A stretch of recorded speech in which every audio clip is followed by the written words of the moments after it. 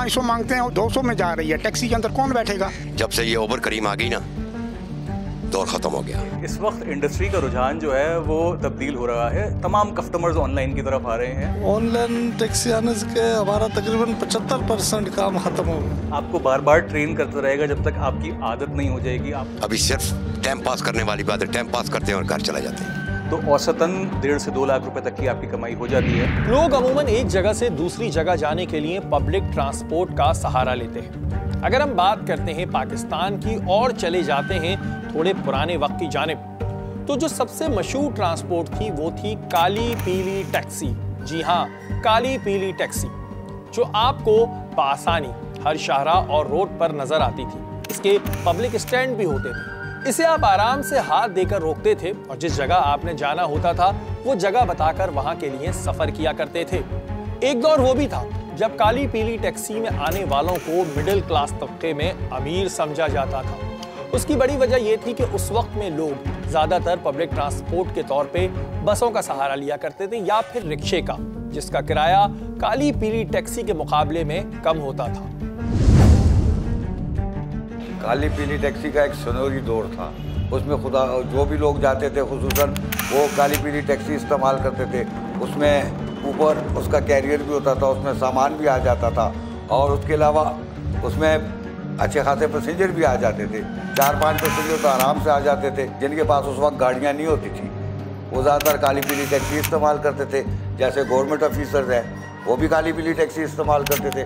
Taxi भले ही पुराने model की क्यों ना हो, लेकिन उसका भरम आज की किसी बड़ी गाड़ी से कम नहीं था।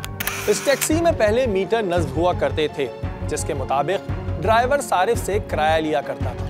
यह सिलसिला उस वक्त खत्म हुआ जब एक खबर ने गर्दिश करना शुरू किया कि काली पीली टैक्सी में मौजूद मीटरों के अंदर ड्राइवर हजरात कोई छेड़खानी करते हैं। और ऐसा शायद मुमकिन भी हो, क्योंकि ये पाकिस्तान है और यहाँ सब कुछ मुमकिन है। मीटर के बाद मुंह जबानी का सिलसिला शुरू हुआ, जिसमें सारिफ और ड्राइवर हजरात आपस में एक किराया तय किया करते थे और उसके बाद सफर किया करते थे।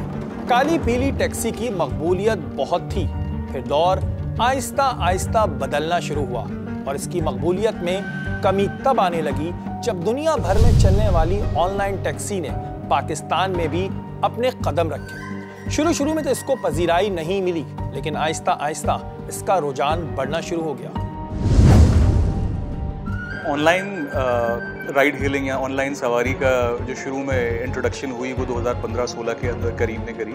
और जाहिर है उसके अंदर शुरू में ये जो एक सोच आती है कि किसी अजनबी की गाड़ी में कोई बैठ के कहीं चला जाए, ख़ासतौर पे ख़वातीन चली जाएं या इवन नॉर्मल हजरात भी चले जाएं, ये सोच बड़ी मुश्किल से समझ में आती है। तो उसके लिए शुरू में काफ़ी अवेयरनेस क्रिएट करनी पड़ी, बहुत सारी मार्केटिंग हमने करी, बहुत सारे इंसेंटिव्स, ख़ासतौर पे जो हमारे हजरात कैप्टन जो आगे गाड़ी चलाते हैं उनको अपने पास बुलाने के लिए उनको बहुत अच्छे तरीके से समझाया गया ये पूरा कारोबार, उसके फ़वाइद बताए गए, उसको काम करने का तरीका सिखाया गया। ट्रेनिंग मॉड्यूल्स हमने शुरू से लेकर अब तक चलाए हुए हैं। वो सारी चीज़ें हुई जिसके बाद लोगों ने आहिस्ता आहिस्ता अपना एतमाद इसके ऊपर दिखाना शुरू किया और अब तो अल्हम्दुलिल्लाह इस हद तक एतमाद है कि कोई भी सवारी अगर शहर में करनी है तो उसमें उसको कहते ही ऑनलाइन या करीम करके यहाँ से वहाँ जाना है, वो वाला मामला तय। जाहिर सी बात है कि अगर आपको एक पुराने मॉडल की गाड़ी के बजाय एक आरामदेह गाड़ी मिले जिसमें एसी भी मौजूद हो, जो अंदर से कुशादा भी हो और आरामदेह भी हो, तो सारिफ तो उसी में सफर करना चाहेगा।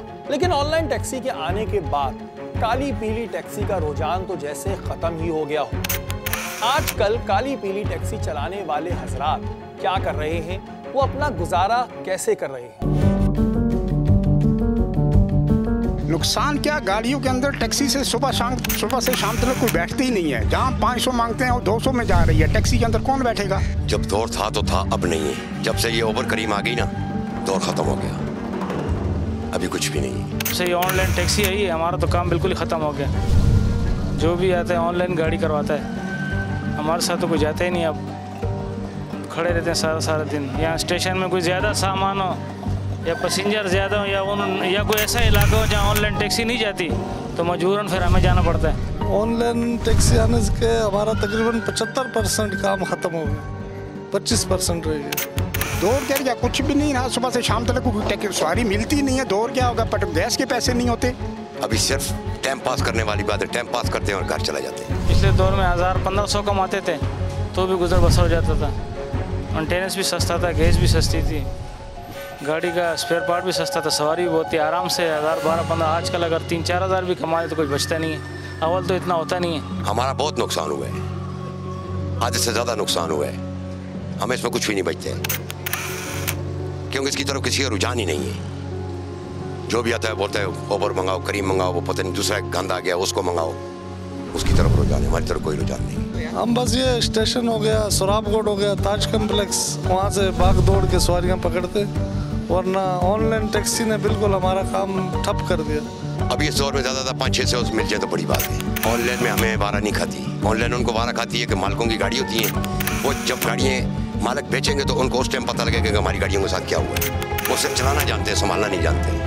अब भी बारिश हो या कोई मौसम ख़राब हो या कोई हालात ख़राब हो तो नेट तो बंद होता है, तो फिर हम ही नज़र आते हैं। कोई मसला नहीं, जैसे हमें बोलेंगे गाड़ी सही कर लें, सेट कर लें, साफ़ सुथरी कर लें, कोई जो मेंटेनेंस है गाड़ी मतलब सही होनी चाहिए, हमें नंबर दे दें, हम भी ऑनलाइन पे चलेंगे। काली पीली टैक्सी वालों का तो काफ़ी नुकसान हुआ है क्योंकि बहुत गाड़ियाँ कम होने के बिना पर लोग काली पीली टैक्सी भी बहुत कम इस्तेमाल कर रहे हैं। ज़्यादा गाड़ियाँ कम है तो वो इंतज़ार तो नहीं करते, आजकल पैसेंजर इंतज़ार नहीं करते। दौर तो बदलते रहेंगे और साथ साथ दुनियावी चीज़ें भी। ये तो हर दौर में हुआ है कि नई चीज़ों के आने के बाद पुरानी चीज़ों को पीछे छोड़ दिया जाता है। कुछ लोग नए वक्त के साथ चल देते हैं और कुछ लोग वहीं रह जाते हैं। लेकिन टेक्नोलॉजी के आने के बाद जिन लोगों का कारोबार खत्म हुआ है वो आखिर अब क्या करें? इस वक्त इंडस्ट्री का रुझान जो है वो तब्दील हो रहा है। तमाम कस्टमर्स ऑनलाइन की तरफ आ रहे हैं और ऑनलाइन की जो ये इंडस्ट्री है राइड हेलिंग की, ये बहुत आगे बढ़ गई है। तो इसमें थोड़ा सा आपको 1-2 कदम उठाने पड़ेंगे। आप तशरीफ़ लाइए, हमारे जो अपॉर्चुनिटी सेंटर्स हैं, ये स्टोर्स हैं, पूरे कराची में, पूरे लाहौर में, पूरे इस्लामाबाद में, मुख्तलिफ इलाकों के अंदर खुले हुए हैं। आपने सिर्फ वहाँ पे तशरीफ़ लेके आनी है। उसके बाद वहाँ पे हमारा स्टाफ मौजूद है, वो तमाम तर मामलात में आपकी रहनुमाई करेगा। एक बार नहीं 4 बार करेगा आपको समझाने के लिए कि क्या रिक्वायरमेंट्स हैं, आपकी मदद करेगा साइन अप करने में, आपसे पहली राइड भी दिलवाएगा, आपकी मदद करेगा दूसरी राइड में, आपको बार बार ट्रेन करता रहेगा जब तक आपकी आदत नहीं हो जाएगी, आप खुद मुख्तार नहीं हो जाएंगे इस सिलसिले में। और ये तमाम प्रोग्राम बना हुआ ही आप जैसे लोगों के लिए है, कोई मुश्किल काम नहीं है इसके अंदर, सिर्फ एक दफ़ा आपने तशरीफ़ लेकर आना है। बल्कि इसके अलावा अगर आप कहते हैं कि नहीं जी मैंने तशरीफ़ लेकर नहीं भी आना है, तब भी ये तमाम चीज़ें, ये तमाम वसाइल ऑनलाइन मौजूद हैं। आप drive.kareem.com के ऊपर आके ये तमाम चीज़ें खुद से कर सकते हैं, वीडियोस देख सकते हैं, ट्रेनिंग हासिल कर सकते हैं, रजिस्टर हो सकते हैं और आके करीम स्टार्ट कर सकते हैं। बात सिर्फ इतनी है कि सारिफ सिर्फ अपना सुकून और आराम देखता है। किसी के कारोबार के ख़त्म होने से सारिफ को कोई फ़र्क नहीं पड़ता और यही दुनिया का रिवाज है।